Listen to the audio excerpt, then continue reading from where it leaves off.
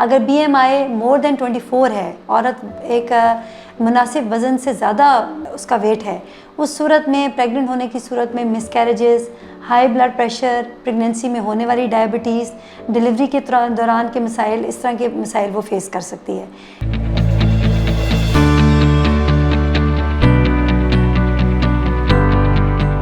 अस्सलाम वालेकुम जी, मेरा नाम डॉक्टर मिस्बा मलिक है और जैसा कि आप जानते हैं कि मैं as a consultant gynaecologist Iqra medical complex में पिछले 25 साल में अपनी खिदमात सर अंजाम दे रही हूँ। आज एक इम्पॉर्टेंट टॉपिक जिसके ऊपर मैं बात करना चाहती हूँ और जिस पे मैं आप लोगों की बहुत ज़्यादा तवज्जो चाहती हूँ, वो ये है कि शादी करने के बाद प्रेगनेंसी का शौक़ तो सबको बहुत होता है और हमारे यहाँ तो जी पहले महीने से ही पूछना शुरू कर देते हैं जी खुशखबरी है कि नहीं है। लेकिन इस बात पे तवज्जो बहुत कम है कि प्रेग्नेंट होने से पहले कौन सी चीज़ें ऐसी हैं जिनको सही करना, मॉडिफाई करना ज़रूरी है कि नहीं।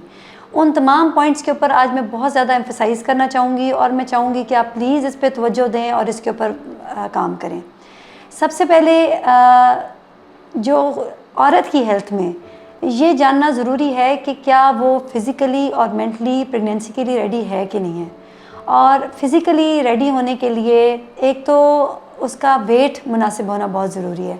बहुत ज़्यादा वेट और बहुत कम वेट, दोनों सूरतों में प्रेगनेंसी होने में मसाइल हो सकते हैं। एक चीज़ होती है जी, उसको कहते हैं BMI, बेसल मेटाबॉलिक इंडेक्स, जो कि पेशेंट की वेट और हाइट से हम लोग निकालते हैं। अगर वो लेस दैन 19 हो, यानी वेट बहुत कम हो, उस सूरत में प्रेगनेंसी होने की सूरत में मिसकैरेजेस होने का बहुत ख़तरा होता है, वक्त से पहले डिलीवरी होने का ख़तरा होता है और इसके अलावा और भी मसाइल आ सकते हैं।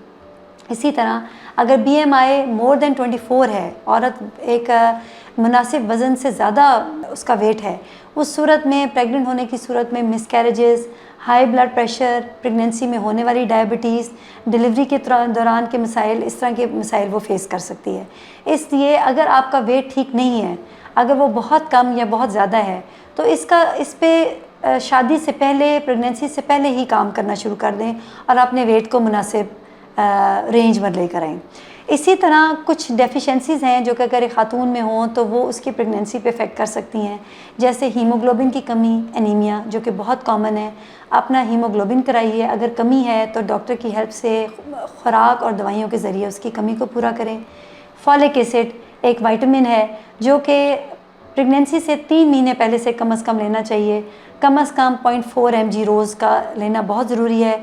इसके लेने से होने वाली प्रेगनेंसी में, होने वाले बच्चे में न्यूरल ट्यूब डिफेक्ट होना, उसके ब्रेन डेवलपमेंट का होना बहुत बेहतर हो जाता है उस औरत में जिसमें फॉलिक एसिड एक मुनासिब मिक़दार में होगी। आयरन की कमी भी बहुत, जैसा मैंने कहा, पूरी होना ज़रूरी है। आयोडीन की कमी, फोर्टिफाइंग सॉल्ट में आयोडीन होती है, आयोडीन की कमी नहीं होनी चाहिए। कोई इन्फेक्शन तो नहीं है आपको HIV, हेपेटाइटिस B या हेपेटाइटिस C तो नहीं है। अगर ये है तो उसको भी वक्त से पहले ट्रीट कीजिए, प्रेगनेंसी से पहले ट्रीट कीजिए।